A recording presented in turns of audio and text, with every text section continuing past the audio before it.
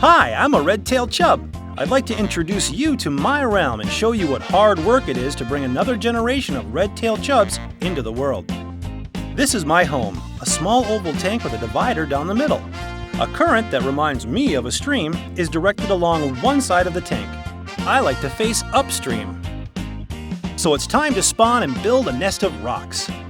You can tell that I'm ready to spawn by these bumpy knobs on my head called nuptial tubercles. That's how I get my other name of horny-head chub. I used these knobs to push around other males who intrude on my nesting area. Building a nest is hard work. I'm almost constantly moving gravel. And I get some of the stones from pretty far away. If I was in the wild, I'd build a mound of gravel up to 1 meter in diameter, and then hollow out a cup within the mound to hold the fertilized eggs. In fact, I could move several hundred pounds of stones, if there were that many in this small tank. Another method I use to get those other pesky males out of the way is by flaring my gills.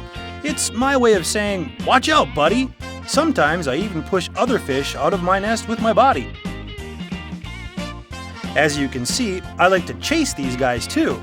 Some of these chases are for a few inches, while others can be for 1 meter or more. A female will come to the nest cup when she's good and ready to release eggs. I sidle alongside her, and together we release gametes into the nest cup. You can tell we're spawning because our bodies arch and intertwine just for a short time. Wouldn't you know it, immediately after we spawn, it's like a bunch of kids looking for Easter eggs. Marauding females enter the nest to feed on the eggs as soon as they're laid.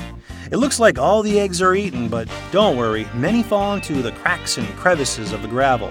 I'm not sure if this kind of aggressive feeding takes place in the wild. During other observations, which were not caught on videotape, a male common shiner helps me chase these marauding females out of the nest. Once we spawn several times, I fill the spawning cup with gravel and eventually cap off the entire nest with larger gravel when spawning is over. Well, I hope you've enjoyed this peek into the secret spawning life of red-tailed chubs. See ya!